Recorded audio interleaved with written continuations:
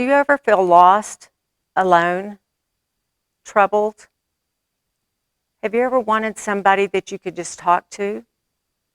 That's what Stephen Ministry is really all about, and we're here to help you. Hello, I'm Jackie Pearson, and this is Wednesday Witness.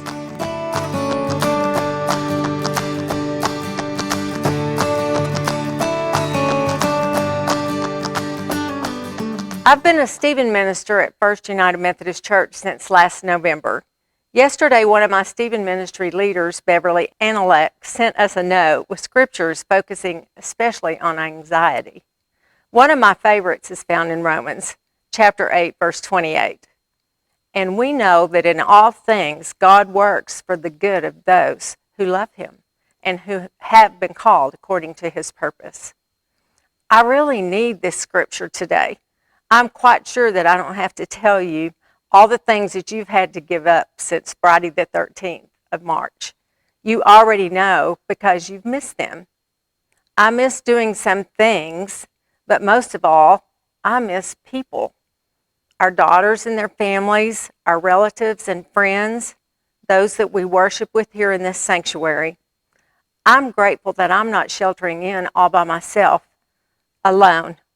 But I know that there are many who are, and I pray for them. I'm grateful for telephones and technology so that we can stay connected. But I've also missed having the bi-weekly opportunity to meet with my fellow Stephen ministers and my face-to-face weekly meetings with my care receiver. Today I want to share the story of the Stephen ministry that began in our church in late 2018. God has blessed FUMC Spearman with this great gift. He called 3 women from our church, Becky Baker, Karen Thompson, and Beverly Analek. They went to 1 week of training in January of 2019. They came home physically exhausted, but spiritually empowered. As trained leaders, their job was to learn as much as they could about how to lead this ministry and to train those who felt called to become Stephen ministers in our church. Training sessions began in August, and 10 of us completed that training in November. We celebrated the official beginning of the Stephen ministry with a special commissioning ceremony during worship. So what does a Stephen minister do?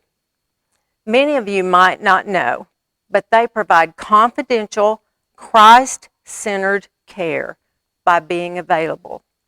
A Stephen minister comes alongside a hurting person and meets with that person on a weekly basis to listen, care, encourage, pray, and provide emotional and spiritual support. Men are paired with men and women are paired with women.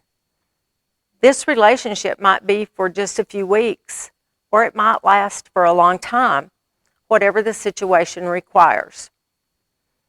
At the end of our training, we watched a video where the Stephen ministers shared how the experience had enriched their lives and brought them into deeper relationship with Jesus.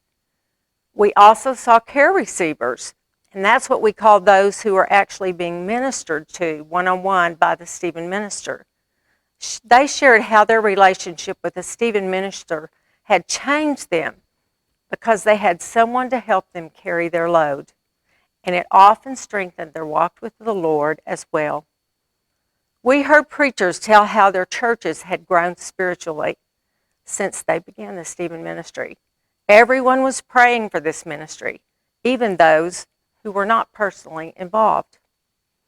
In the last year, we have learned so much about ourselves, about how to listen to God and how to be open to minister to others. I quote Ephesians chapter 2, verse 10. For we are his workmanship, created in Jesus Christ for good works, which God prepared in advance for us to do. It's possible that you have been thinking and praying about becoming a Stephen minister. If so, we encourage you to reach out to one of our leaders so they can begin to pray with you and keep you informed about upcoming training.